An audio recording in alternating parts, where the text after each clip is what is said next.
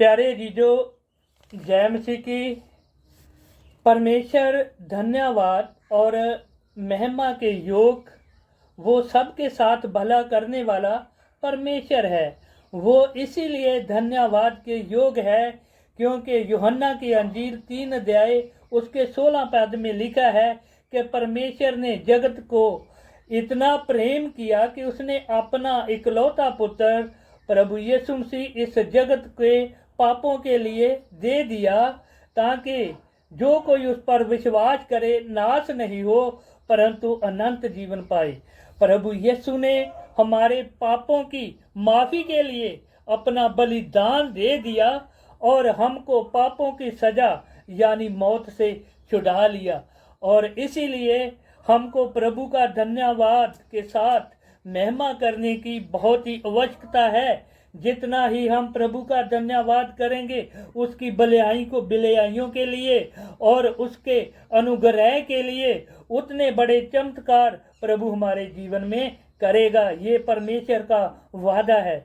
और प्यारे जी, जो धन्यवाद के साथ महिमा करने से बहुत बड़ा चमत्कार प्रेरितों के काम 16 अध्याय उसके 25 और 26 पद में लिखा है। पौलुस और सिलास बैंतों के मार से बंदी गृह में डाल दिए गए और उनके पांव काठ में ठोक दिए क्योंकि वो प्रभु यीशु का सुसमाचार सुना रहे थे।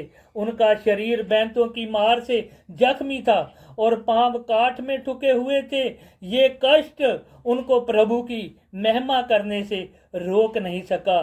कल क्या होगा उनको ये चिंता नहीं थी। आधी रात को पौलुस और सिलास ने धन्यवाद के साथ प्रभु की महिमा भजनों के द्वारा शुरू कर दी और बंदी गृह के सब कैदी उनको बड़े ध्यान से सुन रहे थे। और तभी प्रभु बहुत बड़ा चमत्कार करते हैं।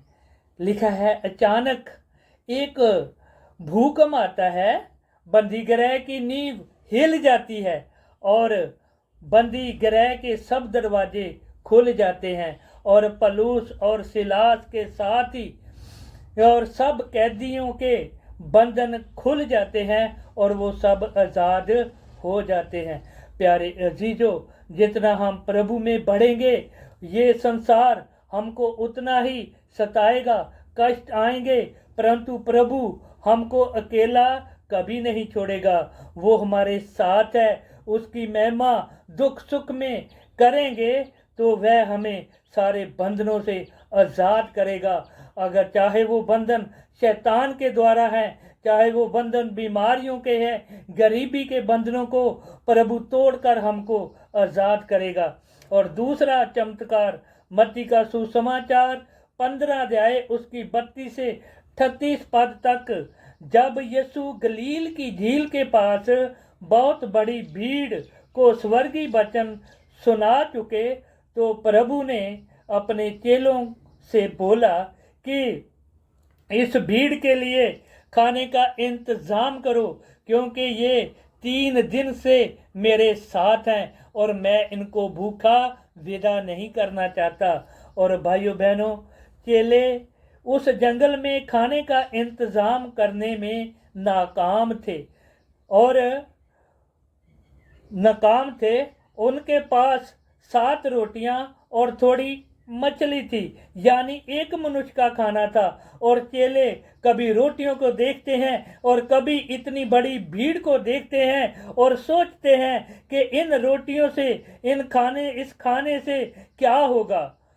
तभी प्रभु यीशु मसीह ने वो रोटी और थोड़ी मछली लेकर स्वर्ग की ओर देखा, अपने हाथ उठाए, उस पिता परमेश्वर का धन्यवाद किया और रोटियों को तोड़कर अपने चेलों को दी और चेलों ने और भीड़ को देते गए।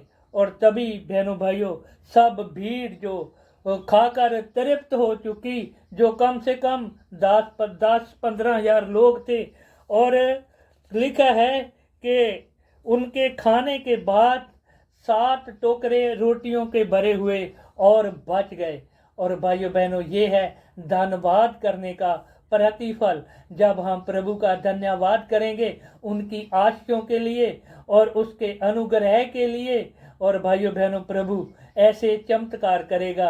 अब जो भी आपके पास है, अपनी कमियों को नहीं देखिए, अपनी योग्यता को नहीं देखिए, अपने पैसों को नहीं देखिए। जो भी काम आप प्रभु में करना चाहते हैं, प्रभु का धन्यवाद करके शुरू कीजिए। प्रभु आपके सब कामों को सफल करेगा और आपको बहुत सी आशीष देगा। प्रभु का इस वचन के द्वारा प्रभु का धन्यवाद करते हैं और प्रभु आपको बहुत आशीष दे। आमीन।